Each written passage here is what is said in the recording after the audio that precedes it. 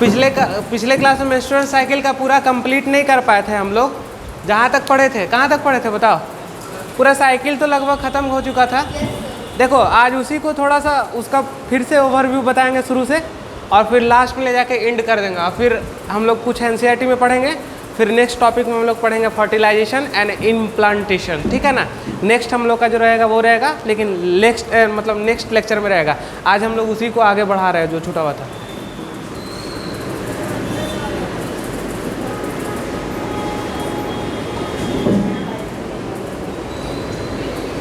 चलो देखो, आओ इधर देखो बोर्ड पे। हम बताए थे फेजेस के बारे में, कि फेज के बारे में बताए थे ना। कितने फेज थे बताओ टोटल, या साइकिल में कौन कौन? पहला कौन था बताओ? ए नंबर पे क्या डाले थे? हाँ, दूसरा नंबर पे क्या था? एक मिनट रुक जाना। इसी को क्या बोलते थे मेंस्ट्रुअल फेज को? Bleeding phase. क्या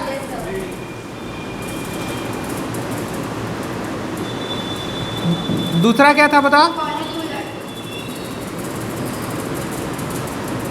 तीसरा क्या था?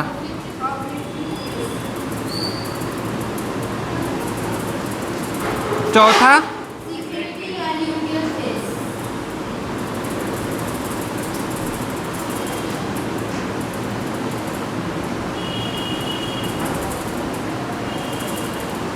चलो तुम ही लोग से पूछ रहे हैं, बताओ।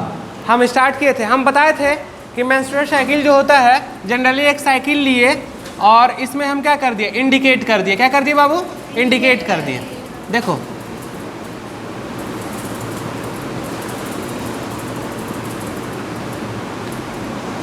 सपोज दैट ये साइकिल था, ये इधर बी हो गया और इस जगह सी और इधर डी, ठीक है। देखो ए नंबर पे कौन आ रहा था बताओ? मेंस्ट्रुअल फेज आ रहा था। देखो, और हम स्टार्ट कहाँ से किए थे? फॉलिकुलर फेज से। कहाँ आ रहा था? फॉलिकुलर फेज से। चलो फॉलिकुलर फेज के बारे में तुम बताओ।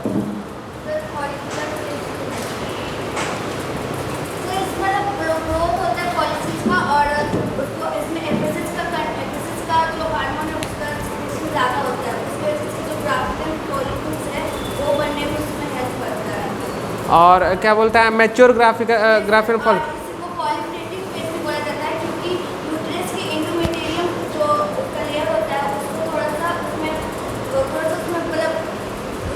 पॉलिफ्रेट करता है। मतलब पॉलिफ्रेट मतलब क्या होता है? क्या बताए थे?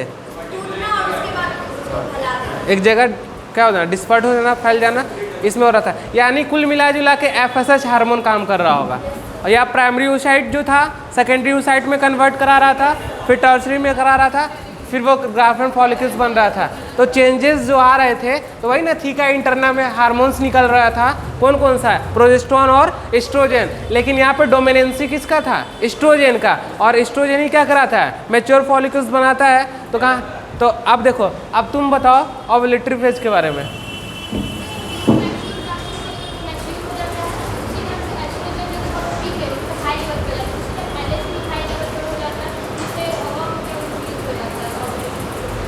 ग्राफ से हम लोग देखे थे, ग्राफ से तुम लोग कुछ समझे थे? हर एक स्टेप पे ग्राफ बताए थे हम।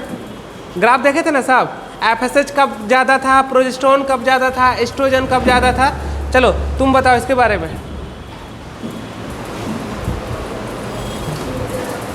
बोलो।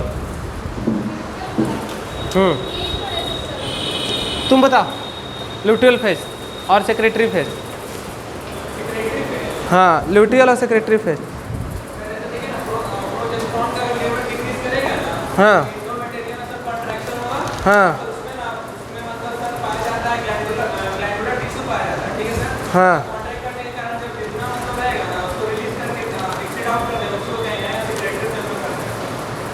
समझ में आ गया? चलो देखो, तो इतना सारा चीज जान गए थे। जस्ट इसी से रिलेटेड जो हमारा ग्राफ था कैसा था? देखो, एक ऊपर की तरफ ग्राफ था, एक नीचे की तरफ था ना जी। देखो ऊपर वाला ग्राफ, और बीच से क्या आ रहा था बताओ? ओव्यूलेटरी फेज आ रहा था 14 दिन पे, क्या आ रहा था? और ग्राफ कैसा था हमारा? कुछ ऐसे करके था। ये जो पीक पे गया था वो कौन था? एलएच था ना, ये एलएच था। और जो इसी के साथ साथ गया और हल्का सा यहाँ से ऐसे मुड़ गया वो कौन था? एफएसएच था। जस्ट इसी के बात करें तो प्रोजेस्टेरोन था ना बाबू, कि एस्ट्रोजन था? ये बताओ। ये एस्ट्रोजन था। अब देखो इसी के साथ साथ क्या हो रहा था? देखो अब इसके साथ आ गया तो कौन था, नीचे घूम गया था, इसको प्रोजेस्टेरोन बोल रहे थे। तो ग्राफ का मतलब तो समझ रहे थे, कहाँ घट रहा था कहाँ बढ़ रहा था। चलो मेरा एक कॉमन सा क्वेश्चन कि ओवोल्यूशन के लिए जो तुम्हारा वो चाहिए मतलब कि कंडीशन चाहिए, कौन कौन सा हार्मोन क्या होगा कैसे होगा बताओ।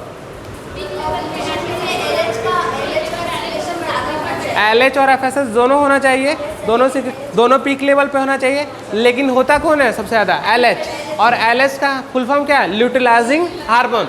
उसी को हम लोग क्या बोलते हैं, LH सर्ज बोलते हैं। क्या बोलते हैं, LH सर्ज। जब तक वो नहीं होगा तब तक ओवोल्यूशन होगा, नहीं होगा ओवोल्यूशन। तो हम लोग को अगर पूछ देगा क्वेश्चन कि LH सर्ज क्या है तो किसके लिए हेल्प करता है, तो ओवोल्यूशन करने के लिए। यानी LH पीक पे जाएगा तो क्या हो जाएगा, LH पीक पे गया और ये ग्राफ को देखो मिड के साइकिल में आ गया 14 डेज पे। और 14 डेज पे यहाँ पे क्या हो रहा था बताओ, ओवुलेटरी फेज हो रहा था, यहाँ पे हो रहा था ना यहाँ पे। और क्या हो रहा था, कितने दिन का था, ओनली 1 डेज का था।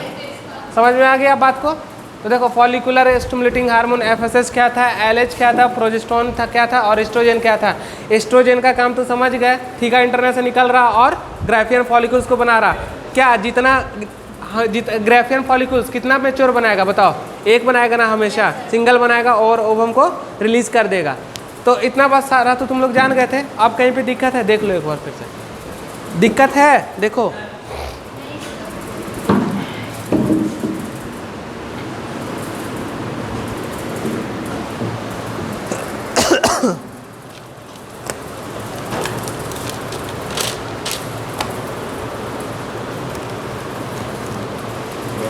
चलो हम कुछ बता रहे थे कि न्यूमेरिकल्स के बारे में बता रहे थे कि वैसे वैसे सवाल पूछा जाता है, ठीक है ना, उसी का पढ़ा देते तुम लोग को। देखो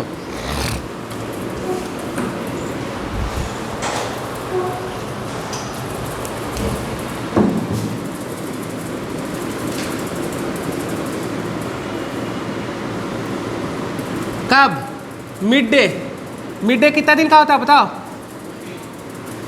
14 डेज ना। चल लिखो,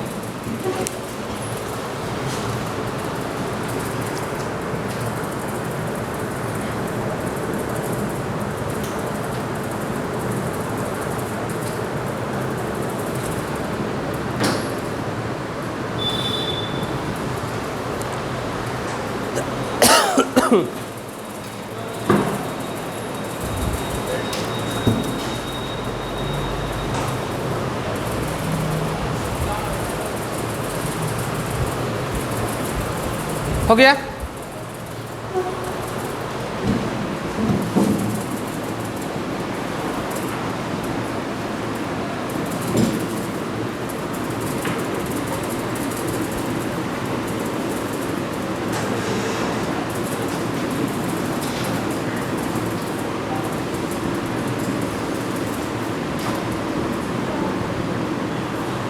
देखो मेंस्ट्रुएशन साइकिल कितने डे का है, ओवोल्यूशन कब होगा बताओ हमको।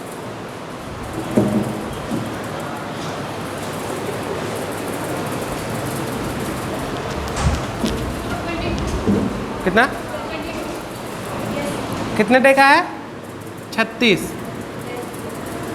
तो ओवोल्यूशन कब हुआ, तो कभी भी क्या नहीं करेंगे, हाफ नहीं करेंगे।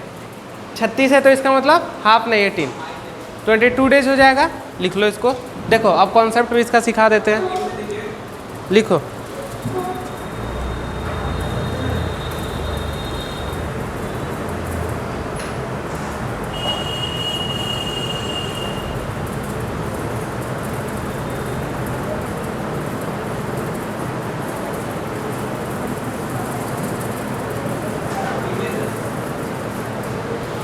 चलो देखो कॉन्सेप्ट सीखो। देखो बहुत लोग से पूछा जाता है कि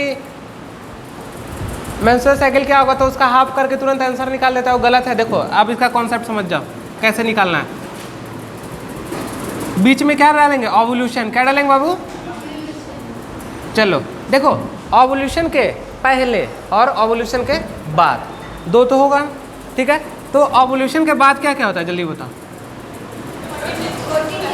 नहीं 14 डेज है, मेरा कहने का मतलब ये नहीं है, ओवुलेशन गलती लिखना है। हेलो कहने का मतलब है हम फेज के बारे में बताएंगे। ये जो साइकिल बताए थे ना, तो यहाँ पे ओवोल्यूशन डाले थे ना, तो इसके पहले और इसके बाद, तो देखो ओवोल्यूशन के इधर बाद और इसके पहले, तो चलो इसके पहले क्या आएगा बताओ? Follicular phase. और कौन आएगा? इसी को पॉलीफ्रेटिव बोलते हैं ना। और क्या है बताओ? इसी को एस्ट्रोजेनिक फेज भी बोलते हैं। और है कुछ इसमें आएगा आगे? जल्दी बोलो। हाँ, अब देखो ओवोल्यूशन के बाद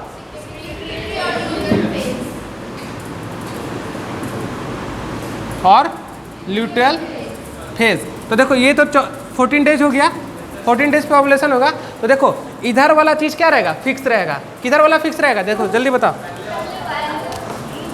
गलत बोल रहा है कि सही बोल रहे हैं? मेरा भी दिखते रहो।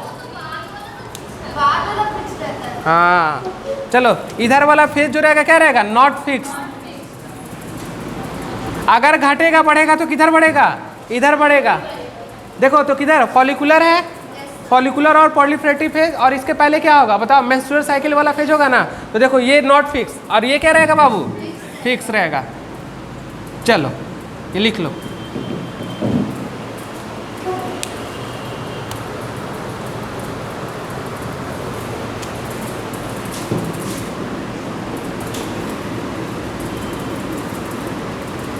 ये ओवुलेशन के पहले, ओवुलेशन के बाद।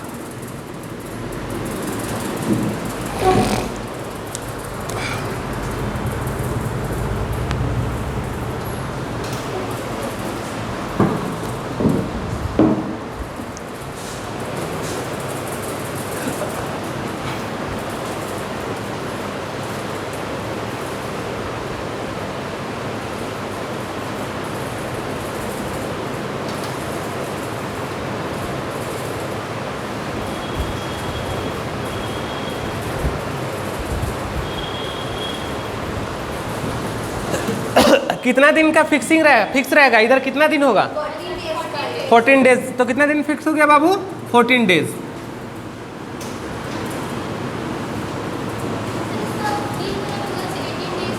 कितना भी कुछ हो जाए क्या करेंगे? इधर वाला फिक्स करके माइनस कर देंगे।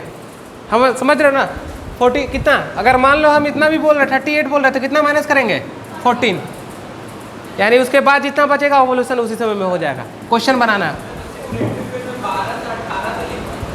क्या? हाँ ये वाला। अरे मिड साइकिल का मतलब ओवुलेशन करा दिए, तो ये तो 14 हो गया, तो 14 डिवाइड ना करेंगे दोनों साइड जी। ये साइकिल को देखो, ये देखे, और यहाँ पे क्या हो रहा था? किस दिन हो रहा था बताओ? 14 डेज हो रहा था। 14 डेज हो रहा था। और टोटल साइकिल कितना दिन का? 28 दिन का। तो इधर 14 और उधर 14। समझ गए बात को ना? तो इधर वाला फिक्स रहेगा हमेशा। क्वेश्चन उसी से बनाना। हो गया? चलो देखो,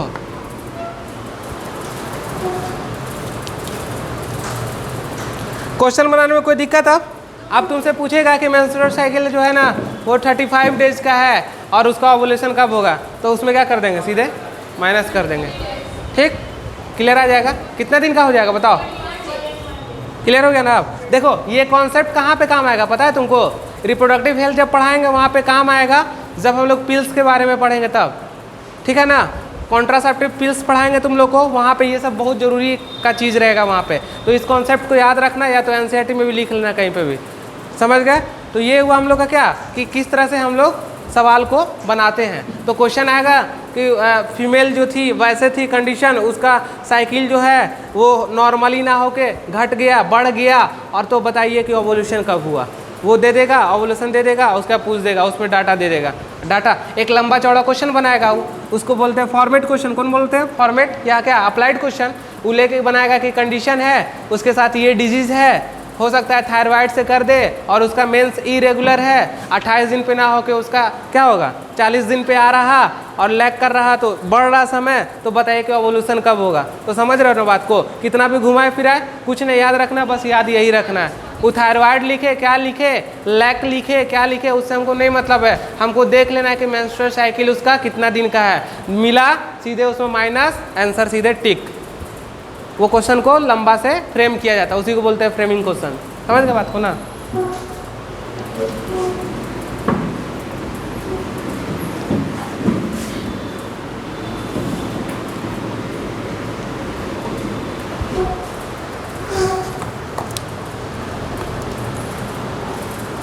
देखो हम दो चीज पढ़ाए थे, पहला मेंस्ट्रुअल साइकिल और दूसरा ओएस्ट्रस साइकिल पढ़ाए थे ना।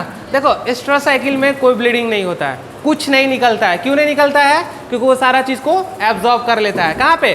बॉडी में ही। कहाँ पे कर लेगा एब्जॉर्ब? बॉडी में। लेकिन फीमेल के साथ ऐसा है? कौन फीमेल?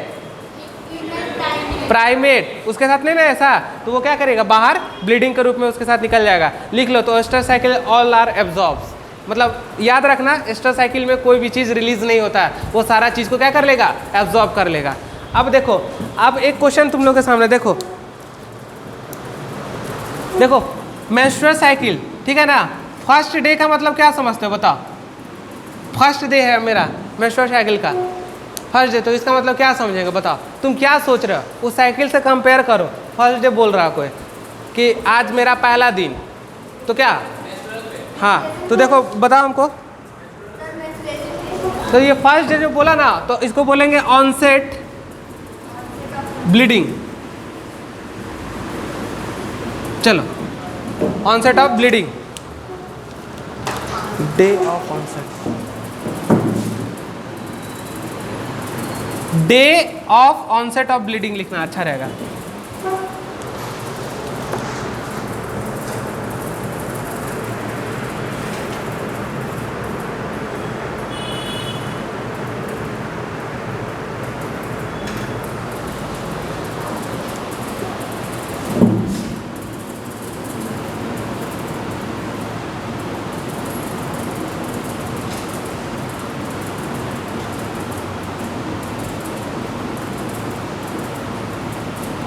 देखो सुनो कॉन्सेप्ट बोल रहा है क्या? कोई मेंस्ट्रुअल साइकिल का क्या बोल रहा है? First day. क्या बोल रहा है? तो क्या लिखेंगे? Day of onset of bleeding. यानी वो बोल रहा है कि जिस दिन से ब्लीडिंग का स्टार्टिंग, यानी क्या हुआ कि पहला दिन जो ब्लीडिंग आ रहा तो मेरा स्टार्ट हो गया ब्लीडिंग, उसी को बोलेंगे first day of menstrual cycle. ठीक है।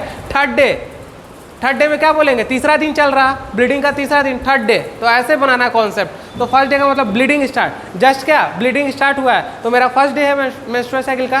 थर्ड डे तो उसी ब्लीडिंग का तीसरा दिन है, तो मेंस्ट्रुअल का थर्ड डे। ठीक है, याद रहेगा। तो क्वेश्चन में अगर घुमाया किसी भी तरीका से तो इसको याद रखना, फर्स्ट डे का मतलब वही होता है ब्लीडिंग वाला डेज। ठीक है, देख लो तो यहाँ लिख दिया कि day of onset of bleeding. समझ गए? देखो अब कुछ टर्म है जो हम लोग को जानना चाहिए, ठीक है ना। देखो मेंस्ट्रुअल साइकिल से कुछ टर्म लिखाएंगे हम, लिखो। इसमें कोई दिक्कत है किसी को?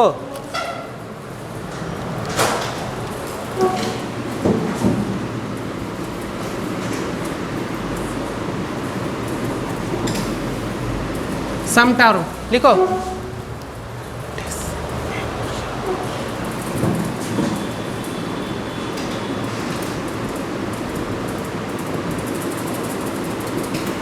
डिसमेनोरिया,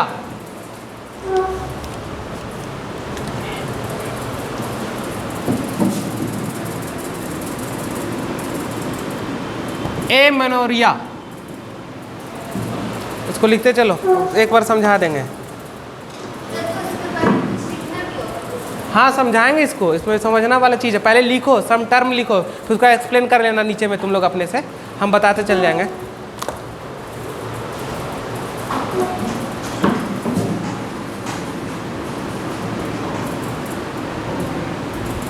मेनोरेजिया,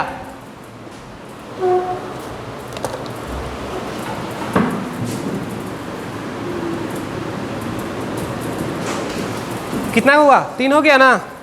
अब देखो एक लिखो मेट्रोरेजिया,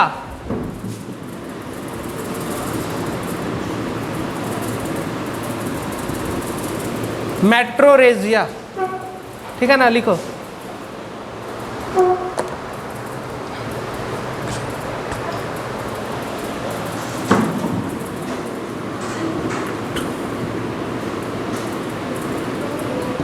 चलो देखो हो गया।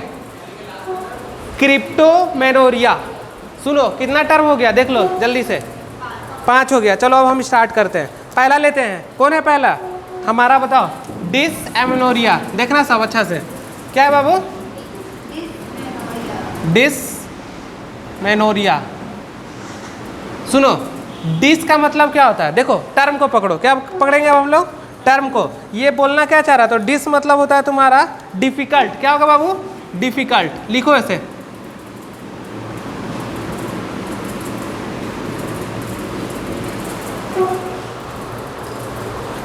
और इसी को बोलते हैं पेनफुल ब्लीडिंग। क्या बोलते हैं बाबू, पेनफुल ब्लीडिंग।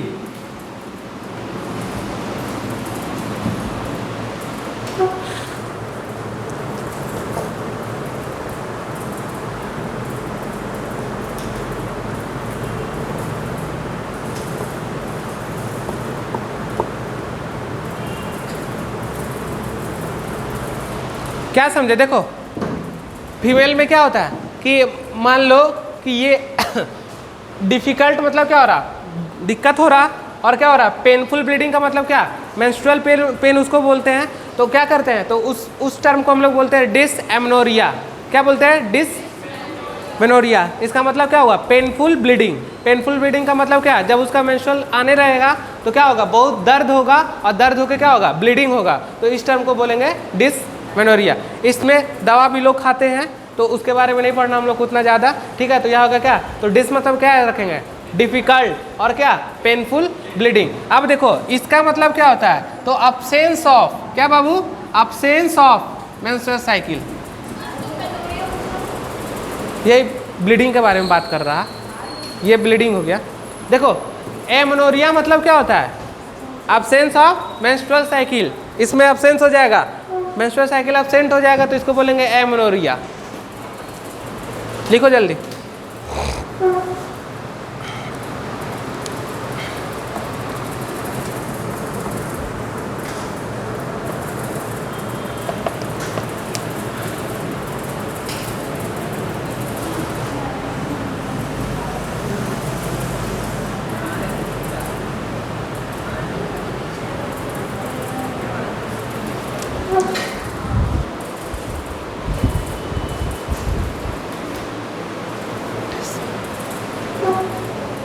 हो गया। देखो दो टर्म कौन कौन सा आया, और इसका मतलब क्या होता है, ए मतलब नोट होता है, क्या होता है, तो अब्सेंस ऑफ मेंस्ट्रुअल साइकिल। अब देखो तीसरा कौन है, इसका मतलब समझते हो, हाँ क्या, देखो इसमें क्या होता है बताते हैं। देखो कभी कभी क्या होता है ना कि एक्सेस ब्लीडिंग होता है। क्या होता है, एक्सेस ब्लीडिंग।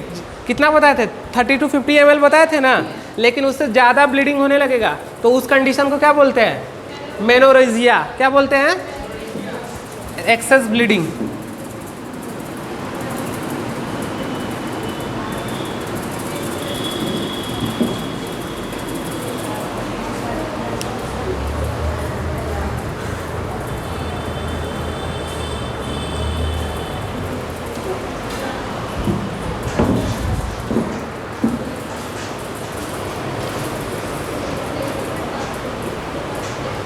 हो गया। देखो अब आ गया मेट्रोरेजिया। किसी किसी को क्या होता है ना, अच्छा लिख लो पहले,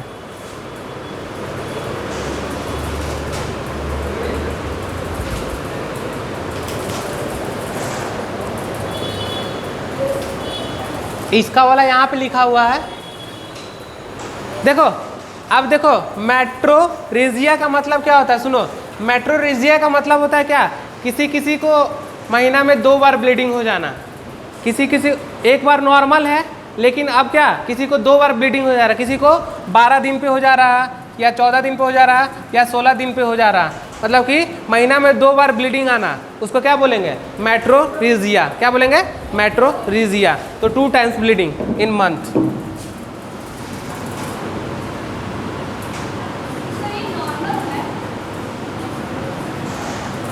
दिक्कत होगा उसके साथ कुछ,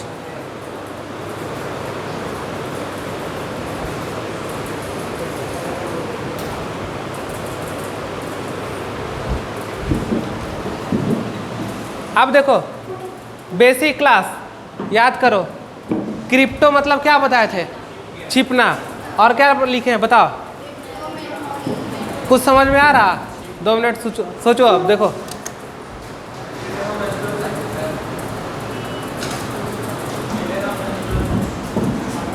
क्रिप्टो मतलब हिडन, क्या ब्लीडिंग हो रहा पर छिप जा रहा, ब्लीडिंग हो रहा पर क्या हो रहा, छिप जा रहा। देखो अब क्या होता है हम इसको बताते हैं। तो यानी मेंस हो रहा लेकिन क्या हो रहा, छिप जा रहा, हिडन है। तो क्रिप्टो का मतलब क्या होता है, हिडन।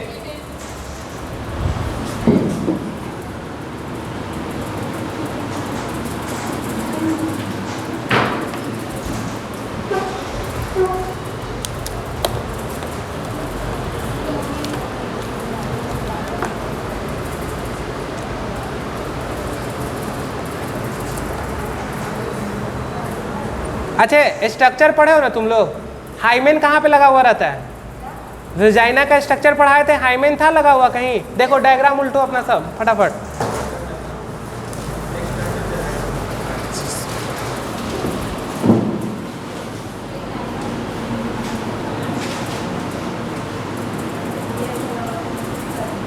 मिला, समझो अब इसका पूरा कॉन्सेप्ट समझा रहा है। क्या लिखे हैं, मेंसेस हो रहा पर हिडन है, हो रहा पर हिडन है, यानी कि बाहर नहीं आ रहा ब्लड। अब वो क्या हो रहा, ब्लड अंदर ही रह जा रहा है। देखो कैसे रहता है, लिख लो उसको पहले साइड में।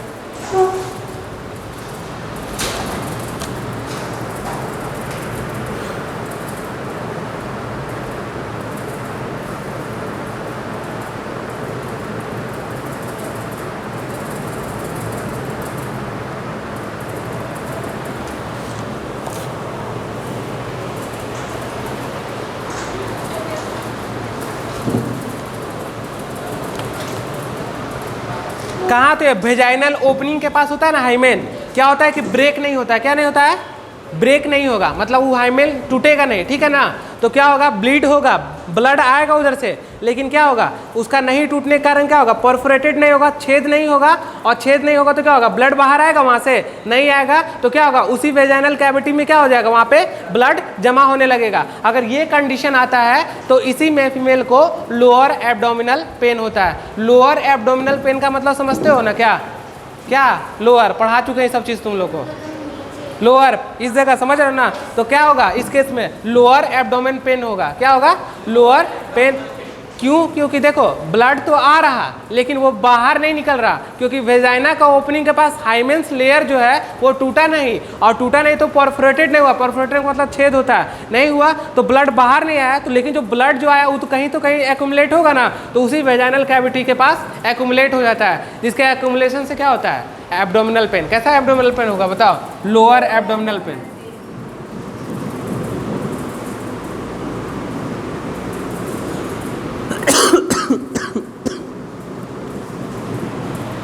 चलो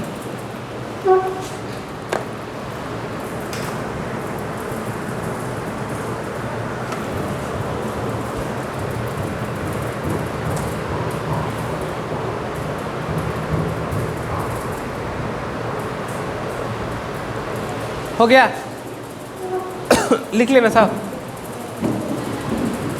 चलो देखो मेंस्ट्रुअल साइकिल का ये सारा चीज़ खत्म हो गया तुम लोग का, टोटल मेंस्ट्रुअल साइकिल खत्म हो गया। अब इसमें कोई चीज़ नहीं बचा, जितना पढ़ाना था, जितना तुम लोग के लेवल का था उससे थोड़ा ज़्यादा पढ़ा दिए, लेकिन इतना जानना जरूरी है, इतना जानोगे ठीक रहेगा। अब देखो हम लोग का जो नेक्स्ट टॉपिक रहेगा फर्टिलाइजेशन एंड इम्प्लांटेशन, बट वो तो आधा घंटा का चीज़ नहीं है, कम से कम 1.5 घंटा लगेगा उसमें, तो हम लोग नेक्स्ट क्लास में स्टार्ट करेंगे। बट अभी हम लोग स्टार्ट करते हैं शुरू से, एक बार में तुम लोगों में से कोई ना कोई बताएगा कि कैसे कैसे मेंस्ट्रुअल साइकिल हुआ, ठीक है ना। सबसे पूछ रहे हैं कहाँ से स्टार्ट हुआ और कैसे हुआ, रिवाइज, और फिर हम एनसीईआरटी पढ़ा रहे हैं। तो पहले एनसीईआरटी का ग्राफ हम दिखाते हैं, सब निकालो एनसीईआरटी पहले तुम लोग।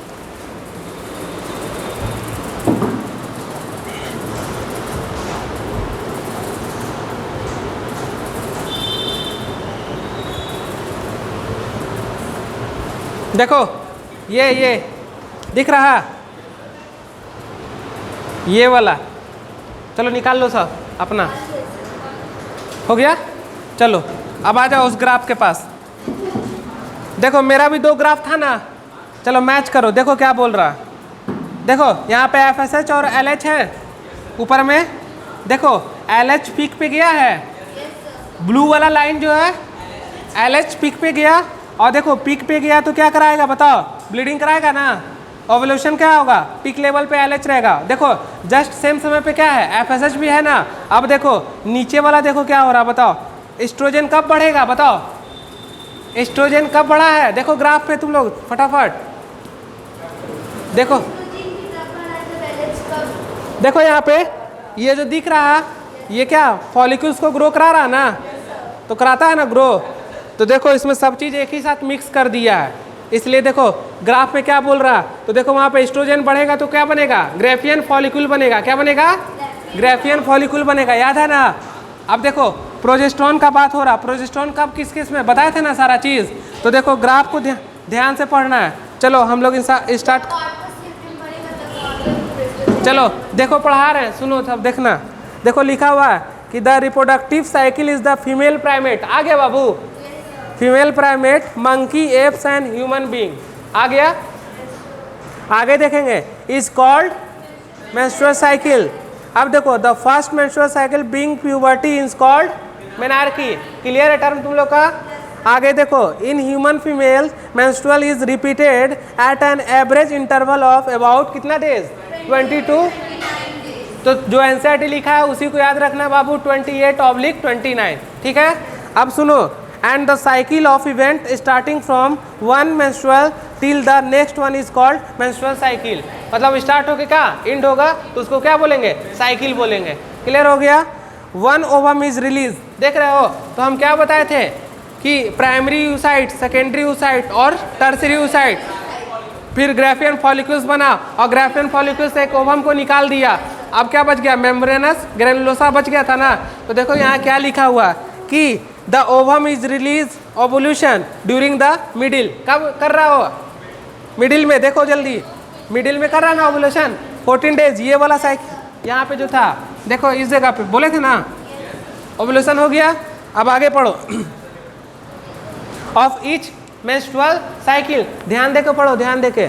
अब देखो the major event of the menstrual cycle are shown in figure 3.9। तो इतने सारे इवेंट्स चलते हैं, तो डायग्राम में देखो कौन कौन, पहले पिट्यूटरी हार्मोन्स काम कर रहा, ठीक है, जो हम बताए FSH और LH। फिर देखो बीच में क्या हो रहा, ओवेरियन इवेंट्स। ओवेरियन इवेंट्स का मतलब क्या, जो हम गैमीट का फॉर्मेशन कराए थे, तो वही इवेंट्स यहाँ चल रहा, जो गोल गोल दिख रहा है तुमको छोटा, प्राइमरी, सेकेंडरी, टर्सरी। फिर क्या हो गया, मैच्योर फॉलिकल्स, ठीक है। और मैच्योर फॉलिकल्स हुआ था तो वहाँ से ओवम निकल गया था। अगर फीमेल प्रेग्नेंट हो गए तो कॉर्पस ल्यूटियम बन गया था, और कॉर्पस ल्यूटियम बन गया था तो क्या हो गया था, प्रोजेस्टेरॉन को निकाल रहा था ना। तो देखो डेवलपिंग कॉर्पस ल्यूटियम और रिग्रेसिव कॉर्पस ल्यूटियम, यानी कि प्रेग्नेंट के केस में क्या होगा, कॉर्पस ल्यूटियम बन रहेगा जिससे प्रोजेस्टेरॉन निकलेगा, और वो फर्टिलाइज ही एक नहीं हुआ तो कॉर्पस ल्यूटियम डिजेनरेट कर जाएगा और कॉर्पस एल्बिकन्स में चेंज हो जाएगा। बताए थे ना सारा चीज़। तो देखो बीच वाला है ओवेरियन इवेंट्स। अब देखो इसी साथ चल रहा है कौन, ओवेरियन हार्मोन लेवल, यानी ओवरी से निकलने वाला हार्मोन भी इसी समय काम कर रहा। तो देखो क्या क्या काम कर रहा, पहला तो ओवरी का इवेंट्स काम कर रहा, दूसरा पिट्यूटरी हार्मोन्स काम कर रहा, LH और FSH, और तीसरा कौन हार्मोन्स काम कर रहा बेटा, ओवरियन हार्मोन्स। कौन सा हार्मोन, प्रोजेस्टेरॉन और एस्ट्रोजन काम कर रहा। देखने में लग रहा ना तुमको। अब देखो नीचे में दिखा दिया यूटेराइन इवेंट्स। यूटेराइन इवेंट्स का मतलब क्या, यूटेरस के अंदर होने वाला इवेंट्स। जब हम पढ़ाए थे यूटेरस, पेरीमेटेरियम, मायोमेटेरियम, इंडोमेटेरियम, तो इस मेंस्ट्रुअल साइकिल में क्या होता है, इंडोमेटेरियम टूटता है, और इंडोमेटेरियम टूटने से वहाँ से ब्लीडिंग होने लगता है, और ब्लीड होकर जो बाहर निकलता है इसी को क्या बोलते हैं, मेंस्ट्रुअल साइकिल बोलते हैं, और ब्लीडिंग फेज बोलते हैं। तो देखो लास्ट का जो दिया हुआ है यूटेराइन इवेंट्स दे रहा। देखो ये सब डायग्राम कोई नहीं समझाएगा, इसलिए हम तुम लोग को पढ़ा दे रहे, थोड़ा टफ है, इसलिए ध्यान से पढ़ लो सब। देखो सुनो, डेज 1 से लेकर 5th तक देखो क्या दिखा रहा, मेंस्ट्रुअल दिखा रहा ना, यानी कैसा फेज है, ब्लीडिंग लिख लो उसके नीचे बाबू, मेंस्ट्रुअल के नीचे लिखो ब्लीडिंग।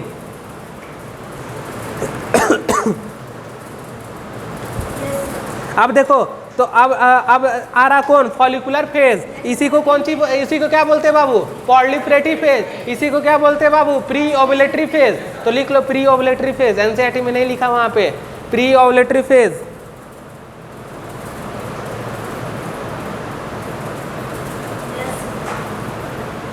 देखो यहाँ पे प्रोलिफरेटिव फेज जो बोला है वो यूटेरस के टर्म में बोल रहा, और जो फॉलिकुलर फेज बोल रहा वो ओवरी के टर्म में बोल रहा। लिख लो इसको भी।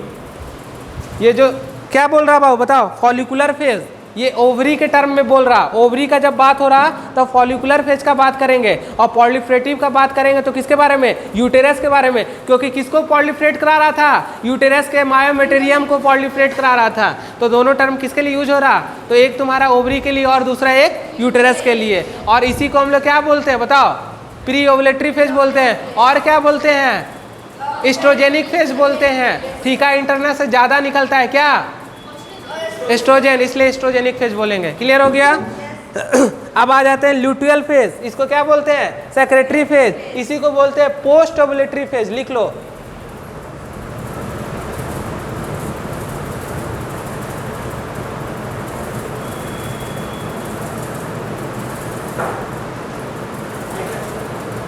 हो गया। अब आ गया समझ में तुम लोग को। तो देखो अब जो जो पढ़ा है इसको जाके थोड़ा सा गौर से देखना, अपने से समझ में आ जाएगा सारा चीज। देखो तो कब एस्ट्रोजन पढ़ रहा था, मेंस्ट्रुएशन के पहले कि मेंस्ट्रुएशन के बाद, तो ब्लू वाला लाइन में लिख लो, नीचे जो एस्ट्रोजन है मेंस्ट्रुअल के पहले मोर। देखो यहाँ पे एक डायग्राम दिया हुआ है ना, तो ये कब ज़्यादा है, तो मेंस्ट्रुअल साइकिल के पहले, और ये कब ज़्यादा है, मेंस्ट्रुअल के बाद। तो लिख लो यहाँ पे एरो डाल के, इसके पहले और इसके बाद। हाँ देखो एस्ट्रोजन का हार्मोन ग्राफ दिख रहा ना, किससे, ब्लू कलर से बाबू। तो लिख लो उसमें एरो डाल के, मेंस्ट्रुएशन के पहले ज़्यादा रहेगा कौन बताओ, एस्ट्रोजन, तभी तो फॉलिकुलर बनाएगा और तभी तो उसको मैच्योर कराएगा ना बाबू। ठीक है। अब देखो प्रोजेस्टेरोन कब हो जा रहा, मेंस्ट्रुएशन साइकिल के बाद। ठीक है, तो वहाँ पे रेड वाला में एरो डाल के लिख लो, मेंस्ट्रुएशन साइकिल के बाद कौन ज़्यादा, तो प्रोजेस्टेरोन, क्योंकि यहाँ क्या बन गया, कॉर्पस ल्यूटियम। क्लियर हो गया कॉन्सेप्ट। अब आ जाओ, कहाँ तक पढ़ा दिए थे हम,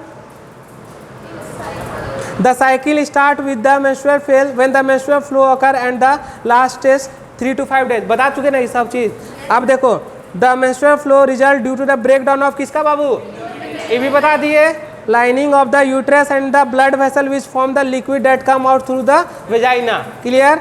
menstruation only occurs the release of ovum is not fertilize. क्या निकलेगा, वही ओवम निकलेगा ना। अगर फर्टिलाइज हो जाएगा तो क्या हो जाएगा, तो देखो और एक चीज है क्या, कि लैक ऑफ क्या, मेंस्ट्रुएशन किसको इंडिकेशन कराता है, प्रेगनेंसी को। ऐसा भी नहीं है, डिजीज में भी होता है, लेकिन किसको, तो लैक ऑफ, उसको भी आगे पढ़ाएंगे। तो यहाँ पे बोल दिया कि अनफर्टिलाइज्ड एग क्या हो जाएगा, बाहर हो जाएगा, वही रिलीज करेगा, निकल जाएगा। अब देखो क्या लिखा हुआ है, लैक ऑफ मेंस्ट्रुएशन में भी इंडिकेटिव ऑफ प्रेगनेंसी। आ गया ना। चलो आगे देखो, however may also the cause due to some other underlying causes like stress, बोले ना, पुअर हेल्थ इटीसी। देखो तुम लोग ज़्यादा फीमेल के कंडीशन में ज़्यादा स्ट्रेस लेने से क्या होता है, उसका मेंस्ट्रुएशन साइकिल पे क्या होता है, इफेक्ट पड़ता है। ज़्यादा स्ट्रेस नहीं लेना चाहिए। ठीक है, डाइट सही नहीं रखोगे उसके कारण से भी दिक्कत होगा, इसलिए प्रॉपर डाइट लेना चाहिए। वेजिटेबल फ्रूट्स जो भी हो अच्छे से खाना चाहिए, जो कि डाइट सही रहे। तो देखो दोनों चीज़ लिख दिया है कि पुअर हेल्थ के कारण भी होगा, तो इसका मतलब ये नहीं कि प्रेगनेंसी, तो और सब भी कारण हो सकते हैं, और आगे चलेंगे तो अच्छे से पढ़ाएंगे। अब देखो नेक्स्ट बाबू क्या है, कि the menstrual phase is followed by the follicular phase. समझ गए बात को। अब आगे आ जाओ, during this phase the primary follicle in the ovary grow to become a fully mature graphical follicle. आ गया ना समझ में।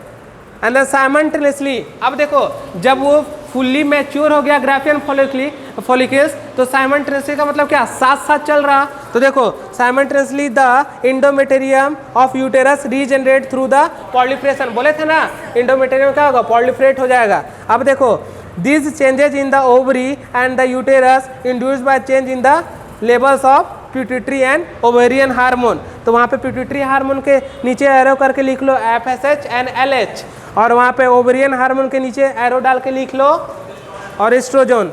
देखो कॉन्सेप्ट घुमा दिया ना यहाँ पे, यहाँ हार्मोन ना लिख के केवल दोनों चीज़ लिख के निकलते बन गया। NCERT यही करता है।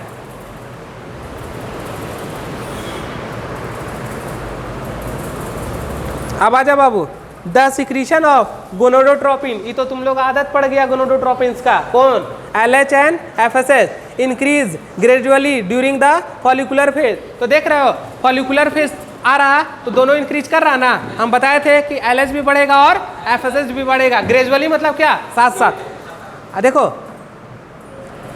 एंड स्टिमुलेट द किसको कर रहा बताओ, follicular development well as secretion of estrogen by the growing follicle. देखो बता दिया ना कि एस्ट्रोजन निकल रहा वहां से ग्रोइंग फॉलिकल्स को बढ़ाने में।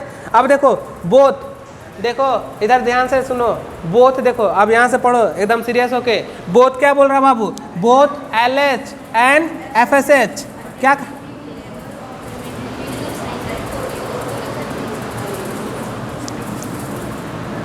आ रहा ना, आ गया। अब देखो अब उसके आगे चलते हैं बाबू, क्या बोल रहा कि rapid secretion of LH, rapid मतलब क्या, बहुत ज्यादा सिक्रीशन किसका, LH, लीडिंग इट्स कब, ग्राफ देखो, ग्राफ था ना बाबू, ऐसे था, ऐसे, और यहाँ पे क्या था, ऐसे था ना, इसी यहीं पे ना हो रहा था, बीच में पिक पे आ रहा था, पिक पे देखो तो rapid secretion of LH leading to its maximum level during the mid cycle. Mid cycle का मतलब क्या, 14 डेज, ठीक है, एंड कॉल्ड LH सर्ज। आ गया, LH सर्ज को घेर लो एकदम अच्छे से।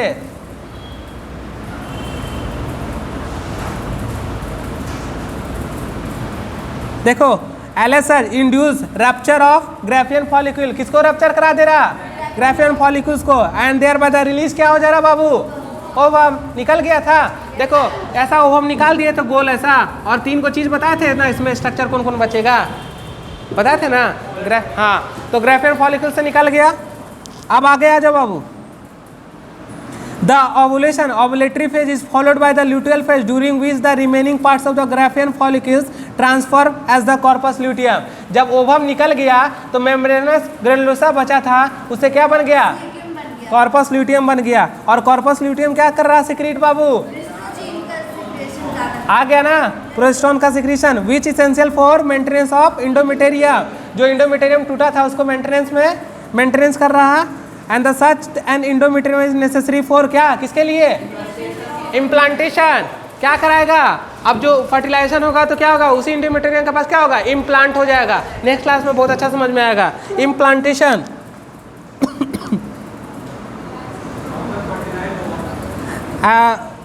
प्रेगनेंसी उसका fertilize ovum and other events of pregnancy. आगे चलते हैं, during pregnancy all event the menstrual cycle stop and there the no menstruation. समझ रहे बात को ना, ठीक है।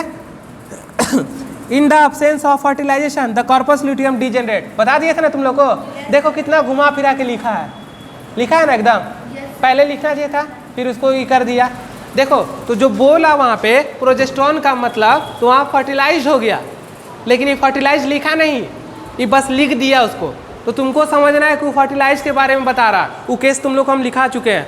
अब बाद में जो बोल रहा है वो किसके बारे में बोल रहा कि एक अब फर्टिलाइज नहीं हुआ है तो कहाँ चला जाएगा, कॉर्पस एल्बिकन्स में। क्लियर हो गया। तो देखो फर्टिलाइज ना लिखा, लेकिन नीचे में उसके बाद देखो क्या लिख दिया कि देखो in the absence of fertilisation corpus luteum degenerate this called disintegration of endometrium leading to menstruation. आ गया ना ये बात clear. Marking a new cycle in the human being menstruation cycle ceases. आ गया ना सीजेस, घेर लो उसको। देखो सीजेस लिखा हुआ है, फिर मत पूछना कि सीजेस क्या होता है, बंद होता है। सीजेस अराउंड कब, तुम्हारा एनसीईआरटी क्या हुआ, मैसेज किए थे ना, एनसीईआरटी लेके आएगी तब ना, हम पढ़ा रहे इतना ध्यान से ना, तुम लोग को जान के ना, ये नहीं समझ में आएगा अपने से घर में पढ़ोगे तो। चलो आगे आ जाओ। That is the term of menopause.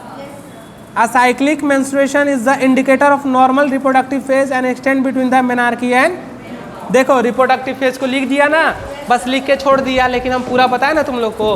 तो देखो इस तरह से एनसीईआरटी पढ़ा जाता है। कहीं पे कोई दिक्कत, अब उतना ही चीज़ तुम लोग को पढ़ाएं जितना चीज़ एनसीईआरटी में लिखा हुआ है, बट घुमा फिरा के सारा चीज़ देख लिए। ये चीज़ समझ में आ गया। रुक जाओ अभी, एनसीईआरटी के साइड, हाँ जब फर्टिलाइज होगा तो कॉर्पस ल्यूटियम बनेगा, प्रोजेस्टेरोन निकलेगा, और फर्टिलाइज नहीं होगा तो कॉर्पस ल्यूटियम बनेगा नहीं। हाँ तब नहीं, तब कॉर्पस एल्बिकन्स में चेंज हो जाएगा। हाँ हाँ डिजेनरेट कर्पस एल विकल्प में चेंज। सुनो एक बात, यहाँ पे सुनो, पढ़ो, यहाँ पे लिखा हुआ है मेंस्ट्रुअल हाइजीन। सुनो इसको बात, यहाँ पे लिखा हुआ है maintenance of hygiene and sanitation during the menstruation is the very important. Take bath and clean yourself regularly. देखो यहाँ से भी क्वेश्चन आएगा, इसलिए ध्यान से देखते रहना। यूज सैनिटरी नैपकिन्स और क्लीन होममेड पैड्स, ठीक है। चेंज द सैनिटरी नैपकिन्स और homemade pad after every 4 to 5 hour. घेरे उसको कितने देर में, 4 से 5 घंटे के बाद। Requirement dispose of the use sanitary napkins, ठीक है ना, डिस्पोज कर देना चाहिए उसके पास। उसके बाद देखो क्या लिख रहा, properly wrapping and the without use paper. Do not throw the use napkin in the drain pipe of toilets और इन द ओपन एरिया। मतलब ऐसा जगह नहीं फेंकना चाहिए जहाँ इन्फेक्शन हो, ऐसा जगह फेंकना चाहिए, ठीक। And then after handling the napkin wash hand with soap. Clear हो गया।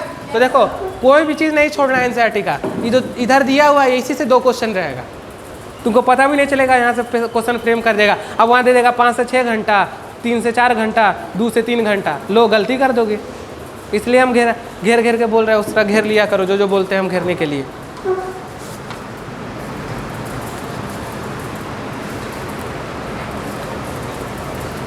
चलो अब हम लोग नेक्स्ट क्लास में स्टार्ट करेंगे क्या, फर्टिलाइजेशन एंड इम्प्लांटेशन।